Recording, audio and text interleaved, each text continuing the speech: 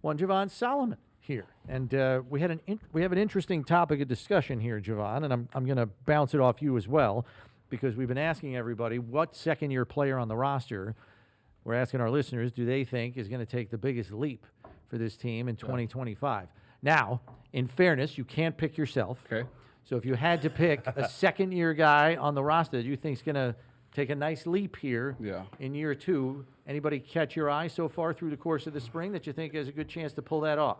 Yeah, I think my class, first of all, is so talented. Like there's 10 of you, for gosh sakes. For head to toe, we're a talented group. For starters, I think Keon done showed a lot. Carter has really been working really hard. He got hurt last season, right. So he's really looking for. Keon did. So it's like we got a really good class, and especially even guys like Grable has been working hard to work on his technique to excel, learning from the older guys. We got great tackles, Dion, Spence. So I think he's been taking a step and learning those directions. So I will let you know, we have people tweet at us, and we asked this question, our listeners tweet at us. The first name that came up was Javon Solomon. Somebody goes, yeah, Javon's going to take a step forward. It is a young room now. Yeah. You got a lot of guys that, got Bosa and Hoyt and those guys that came over, and also Greg and AJ. But it's you and it's Jackson and, you. So it is and all the guys down inside as well. You got to feel like this is wide open for 100%. 100%. That's end of the day, football is competition. So you got to go out there and put your best foot forward every time you step on the grass. But like having a room like that, be able to learn like that from the guys, man, that's the big opportunity for me. You know what I'm saying? Like, whatever position I'm in, I'm hearing what they're saying, lean on those guys to be able to see what I can do to just naturally get better. And at the end of the day, that's kind of what matters in football. If either you're going to be growing or you're going to be dying, so you have to have that constant mindset. I'm getting better. So, 2 sacks last year, 6 quarterback hits, and you probably have a better count of it than I do. But I could have probably counted on probably all 5 of my fingers on one hand how many more sacks were an inch away. So tell me your process of reviewing the film and then developing a plan to turn those almost sacks into sacks and putting 100%. Them in your sack column. Yeah, so I would say, so like when I first came here, and even probably like when the offseason ended, from then to right now, it's completely different.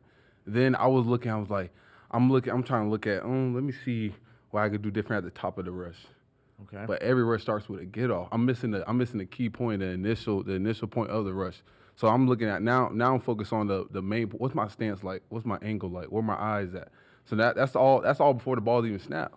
So now there's different keys coming in that I have to make sure I'm incorporating to my game so I can excel, so I can make those almost become actual sacks, actual numbers. Right. So that was probably the biggest thing, understanding pre-snap. Just pre-snap stuff, just in general, just my eyes, my angle.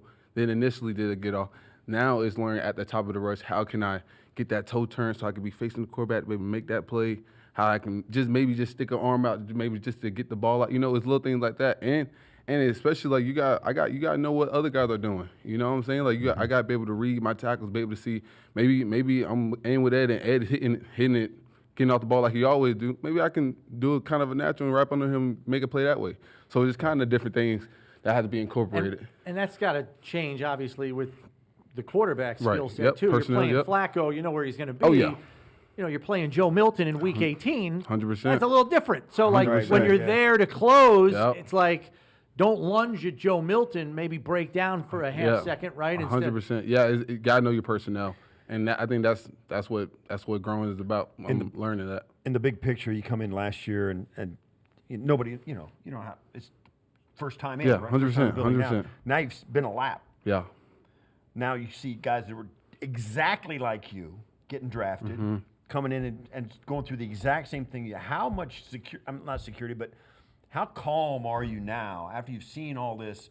What's your level of apprehension and all that this year compared to last year? How does it change when you just walk on the field in minicamp and all of a sudden, I've done this? Yeah, I think the biggest thing is like, especially like being a new guy, you want your ears and eyes are so wide open, and nowadays you can see a little, you see a lot. So I appreciate the game for that, to be able to just kind of just learning. Like, I mean, our playbook's the same. We haven't changed anything too much.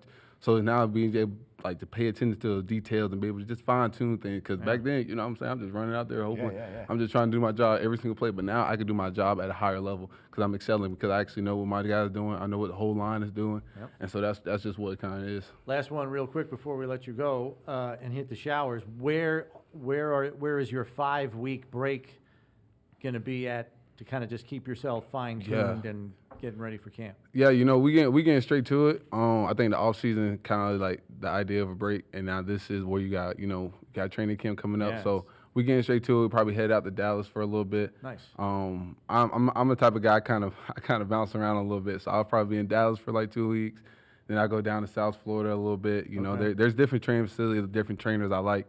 So I like to be able to try to hit those. Change it up a little yeah, bit. Don't and just do the same thing. 100%. Yeah. You know, like I like to get a different feel for things. So kind of go bouncing forth from those, then get back up here. Probably like 2 weeks before training camp. Okay. Work with Will. Will, he's the new strength coach, and he's doing a great job. So to be able to get some work in with him, just be in the best shape, and I got a list of things. I got a list of things I'm going into the summer with. You know what I'm saying?